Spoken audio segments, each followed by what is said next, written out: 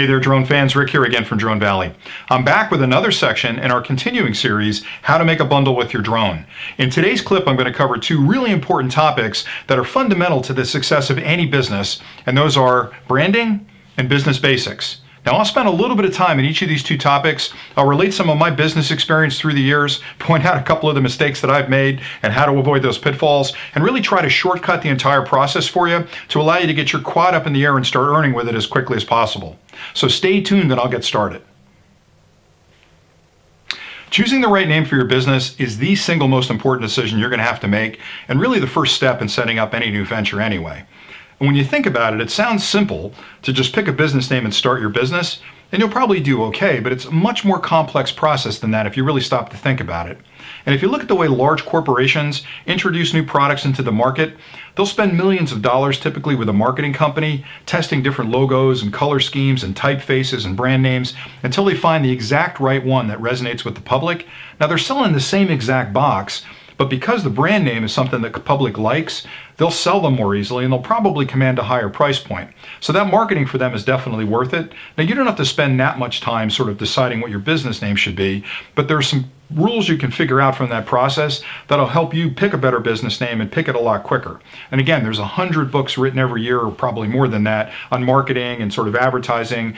I can't cover all those topics in this clip, but through the years I've opened and closed a lot of businesses, some successful, some not so successful, but I've learned a lot about picking the right business name, and there are a couple of hard and fast rules you can go by. Now, I'll tell you the do's first and then the don'ts second, but as you're going through this process, try to keep these things in mind. So some of the things you should pay attention to. Any business name should be as short and simple as possible. That's really important because if it's too long, it's going to be hard for people to remember it. When you call someone on the phone and you say your business name, they're going to try and write it down. If it's really, really long, they're going to screw it up, I guarantee it. The second thing is the business name should be very descriptive. So it should be a way for the public to immediately understand what your business offers and what kind of services you provide. I've seen so many times I've been on the road where a van has whizzed past me and I see a logo on the side with a business name, and I think to myself, I have no idea what that guy does. I mean, I have a vague idea what he does, but then underneath it, there's small lettering explain everything that they do as a company. That's complicated. That's not something I want to deal with. So the descriptive part of your business name should very simply convey what you do as a company. That's really important. The third is it should be somewhat memorable. Now, you can pick a name that's a little bit quirky, and sometimes that'll stick with people, or you can pick a name that's associated with an image, which is really a powerful thing, because you're going to eventually put a logo together, and the logo should reflect your business and some picture in the person's mind of what your business is about. So the four things, again, are keep it simple, keep it descriptive, keep it memorable, and keep the logo in mind. So those are all positive do's. The don'ts, the stuff you want to stay away from, include things like don't pick a name that's complicated to spell, because if it's complicated to spell, I guarantee you when they try to type in your website, they're going to mess it up. So pick something that's easy to spell and pretty simple. Second thing is you want to stay away from personal identification. You don't want to make it, Johnson's Drones. I'm not Johnson, but Johnson's Drones. You don't want to do something that personal, because even though it feels good and it's an ego boost to do that, it's going to be hard to sell that business down the road. So if you're doing this for 10 or 15 years and you build up a nice business and decide I'm done with this for now and you want to sell it to somebody else, it should be a name they can easily take over and run with. So try and keep it, less personal and more generic. You don't want to, along those same lines, you also don't want to do something that's regionally titled. You want to make it New Jersey Drones or My County Drones, that kind of stuff. You want to try and keep it as generic as possible, but still descriptive. The last thing has to do with the imaging. And a lot of people pick aggressive words when they pick a title because they think it's kind of cool to have like a lightning bolt drones or something. But there's a subtle reaction the public has to a name that you pick that isn't always positive. You always want to move them in a positive direction towards using you and calling you again. So try to pick stuff that's less aggressive, a little fluffier if you can. And I know that sounds crazy to say that, but it really does impact people at a very subliminal level. So you want to be very careful of that. Now, when picking a business name, the way I typically go about it is I'll think long and hard about what I want to do with this business, and then I'll take a blank sheet of paper out and I'll start writing down words that describe the business. So in the case of starting a quad business where you're doing aerial photography, I'll write down all the words that describe it. So quad, drone, UAV. Arial, and then I'll start thinking about the photography side of it. Is it photography? Is it cinematography? Is it, pictures? What do I want to put? So I'll put all those words down, and then I'll start thinking about images that come to mind. So maybe it's the shoreline, so I've got a logo around that. Maybe it's a tree for the forest, I've got a logo around that. So I'm just whiteboarding a lot of these different things, and then I'll start throwing names together, business names together from that collection of words that make sense. The trick is, don't fall in love with any of the names you pick, because there's other processes you have to follow after this, that if you fall in love with a name and can't get the website for it, you can't get the YouTube channel for it, you can't get the Twitter handle for it, you're going to be very upset. So there are processes after this that this name will help you sort of pick the right one to dictate those further processes. So pick 4 or 5 combinations that you're comfortable with, and then just sit with them. Try them out with your wife, your friends, your neighbors, whatever. Talk to people about it and see if it resonates with them. You can do your own little market study with friends and family to say, hey, I'm starting a business, I'm thinking of calling it this, what do you think? If you sleep on it a couple of days, I guarantee you that if you pick 10 names, 4 of them will fall out. So now you've got 6 left, and you can test market those with your friends. When you finally settle on 2 or 3 of those names, because you're going to need a couple, that's when you start looking into all the ancillary things that name is going to do for you. So the first thing you want to check is, what combination of that name, or maybe that name exactly, can I register as a website? Now, you may not think you want a website down the road, but it's a couple of bucks to register it, and then you own that website name. So definitely get on the web, and there's a lot of domain registrars out there that you can go to their website, type in the name of the business you've chosen, and see if it's available. Don't get hung up on picking a domain that has to be .com. There's hundreds of domains out there now. It used to be that if you weren't a .com, you weren't really anything. That's not true anymore. So a .com would be wonderful. A .net or a .biz, those are all fine. A .org is a little bit tricky, but there's 100 different domains out there. Don't get hung up on the fact that it's going to be a .com or .net. So run your business name through. If you can get the domain, that's great.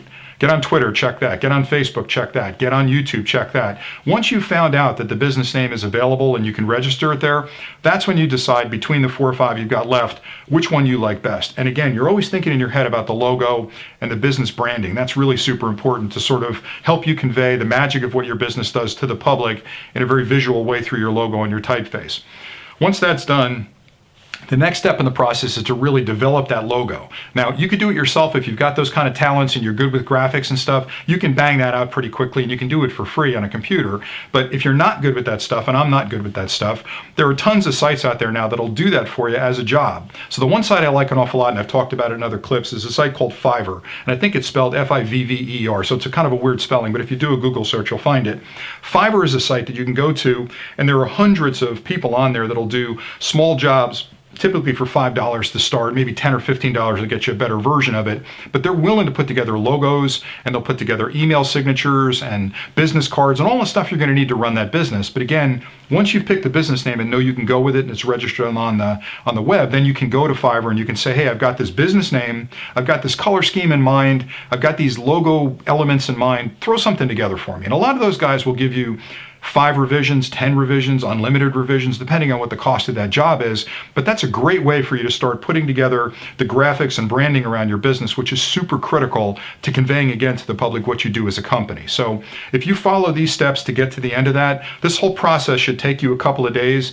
You probably could do it in less, but I would say take your time with it, because this is hands down the most important decision you're going to make, because everything you do from here on out follows on that. So just take your time, go through these steps, and it'll lead you to a really good business name that'll have longevity, and it'll be easy for you later on to sell to somebody else when you decide to move on from the business or retire, or maybe you've made a pile of money at this and you just want to transfer it over to your kids. It'll just be an easier situation for you to move on from later on. If you've never owned a business before, there are a couple of really basic things you need to be aware of that'll really help you set up that business for success. The first thing you have to do is protect the name. So if you've chosen your business name, even before you've registered a website or set up a Twitter account, you want to make sure you have the right to use that name. You can't just call your business anything, because you'll need to register it to get what's called a trade name certificate.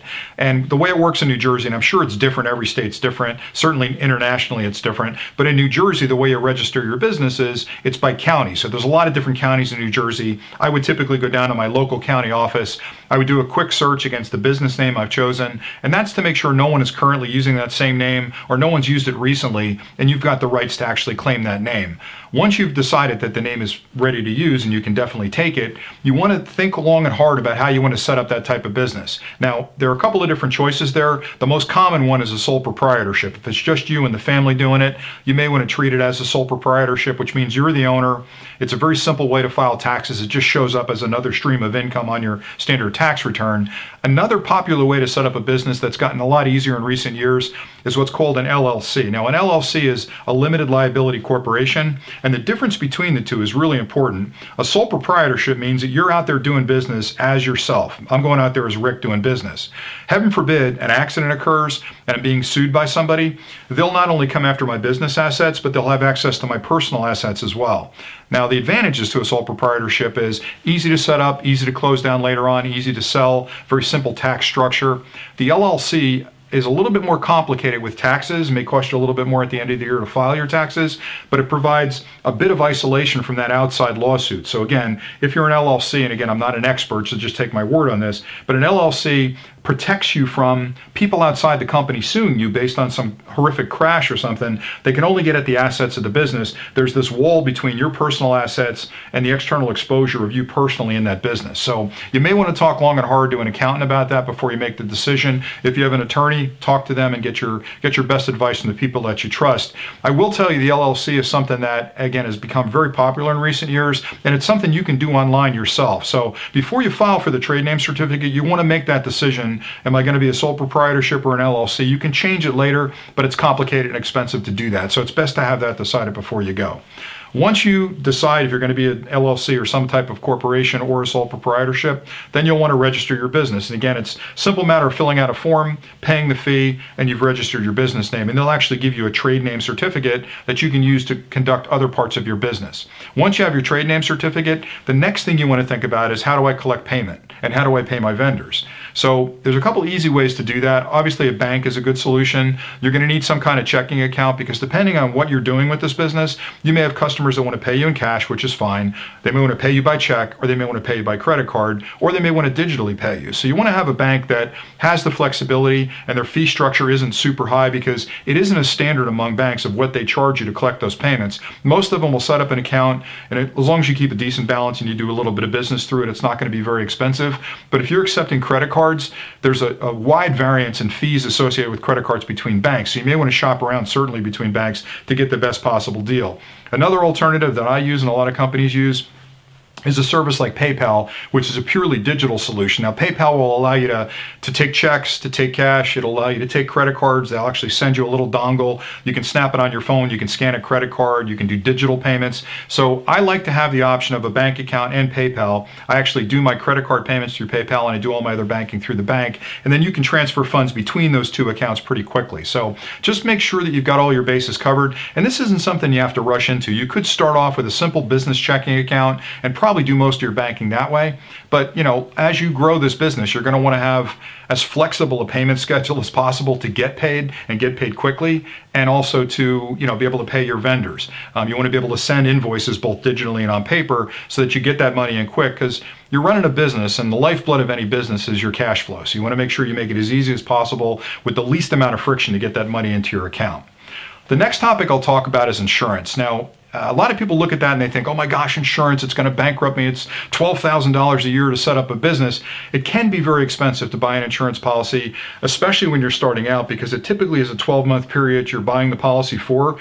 And the way the market's been heading in the last couple of years, most of the insurance companies aren't really sure how to price out insurance for quad flying yet. So it's a tricky business, but if you're doing enough of a volume or you have commitment to do a lot of volume with a particular realtor or a particular area, maybe it does make sense for you to buy that policy. But like anything I do, which I'll suggest you do, I always shop around between different insurance companies to get the best possible rates.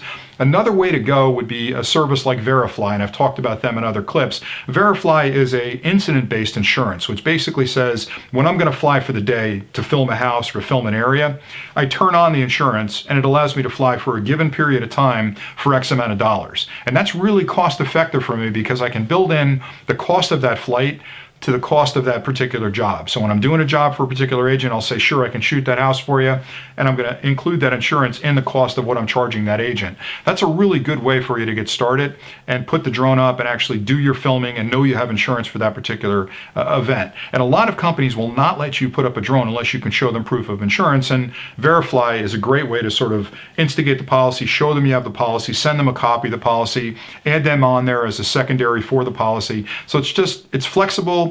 It's not the cheapest when you compare it to a long-term 12-month policy if you're doing a lot of business, but when you're first starting out, it's a wonderful option to sort of cover that insurance. The caution I will give you is, even though it may seem like, what could happen? It's a small drone. Don't put that drone up without some type of insurance. And I know I'm probably harping on you by saying this, but the catastrophic results of not having insurance, heaven forbid that thing falls out of the sky and hurts somebody, they're going to own your business. So the low cost of insurance is something you definitely don't want to play with. Make sure you have some type of insurance policy in play. The last thing I'll talk about with business basics are, you want to make sure you have at least some type of conversation with an attorney and probably with an accountant. You may not need the attorney that much, but it's good to have somebody that you can call if you've got questions. And again, you've got to shop around to find the right one. There are some attorneys that are working over the net now that are very specific to drones. So you may want to find there that you can email back and forth. The rates are a lot lower. They're not going to be there to represent you in court, but you'll probably never have to deal with that. But they're great to have advice from. And as far as the accountants go, I know you can find a lot of these accountants that pop up during tax time that'll do your taxes really cheap. I like to have a person that I know is my accountant that I can talk to and ask questions about, because at the end of the year, I want to make sure that I'm getting every deduction I can for my business so that I'm not paying more than I have to for my taxes. So maybe those aren't things you have to worry about out of the gate, but fundamentally, they're things that are, as your business grow, are things that you're going to want to pay attention to. And then the very last thing I'll talk about is anything you spend a penny on for this business, whether it be driving to a location, buying gas, buying any kind of supplies you need, buying batteries, save every receipt. I can't stress that enough, because at the end of the year, you've been working for 12 months, you may not give a lot of thought to it, but your accountant's going to go, what did you spend money on? And a lot of times it's hard to trace that, and that's why having an account like a PayPal account where you're paying with a card on a regular basis, at the end of the year, you get a really nice report from them that lists everything you've spent money on, which makes it very simple to print that out and hand it to your accountant at the end of the year. So those are some of the basics with business. And as I continue along this series of clips, I'll introduce other concepts that affect your business as well. But at the very basic level, these are things you should pay attention to when you're starting any new business. All right, so this last section, I just want to spend a couple of minutes and talk about business in general, because I don't want to make it seem like I'm trying to talk you into starting a business with this series. Even though I'm giving you a lot of details on how to start a business, I want it to be a realistic approach to business. Now, I've had a lot of businesses in my day. I've opened a lot, closed a lot. Some I've made a lot of money with, some I haven't made so much money with, but I've learned something from every business I've ever had.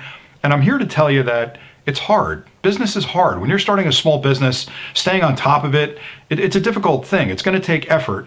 But I'm also here to tell you that the gratification of building a business from the ground up with your brains and your sweat, there's nothing more satisfying than coming up with a business that's successful. And when you're flying quads, I've said before, this is the absolute right time to get into this business. The opportunities are unlimited out there. And if you get in early like you're trying to do now, this could be a very, very successful business for you.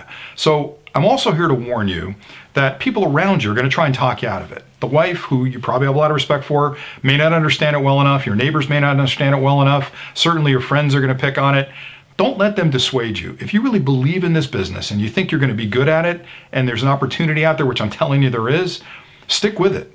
Close your ears to those people, because it's so easy to have somebody pick on it. You go home and start second guessing yourself. You have to get up every day and say, what can I do today to move the ball forward with this business? Who can I call to get the next job? Who can I find a better price on this product for? How do I become smarter at doing this with the next guy? And you're going to learn from that business. And I guarantee you that in a year's time or less, you're going to start seeing that money roll in. You're going to feel very good about it. And you're going to grow this thing to be astronomically high. And the one example I want to point out, and I'll do this in every clip, is when I think of large corporations that are wildly successful today, I'll pick on Amazon. So Amazon, years ago, wasn't even a company. They were nothing before the internet started. So Jeff Bezos, who I have a lot of respect for as a corporate head, had to pitch 60 different venture capitalists. to get the concept of Amazon across to them before he got somebody to say yes. He actually went out and had to collect up money from a bunch of different people to put together $1 million. I think 40, 50,000 bucks a head to put that initial $1 million up that launched this behemoth of a company that's kind of running the world now from a retail perspective. So when you look at somebody like that, that's willing to sit down time and time and time again to get the money they need to start a business, that's inspiring to me. And I'm hoping that by watching these clips, if you have any hesitation about starting a business and doing this, I'm here to tell you it's well worth your time, and it's something you should be pursuing with a vengeance. Now, it's not going to be immediately gratifying. It's going to take time to build it. But the first time you go out after you've passed your Part 107, set up your business, and you've got a client, you're going to feel so good driving home from that job with that money in your pocket, knowing that you've got 10 more jobs next week that you're going to go chase. So I don't want to get up on a soapbox too high here, but trust me when I tell you this is a wonderful business opportunity.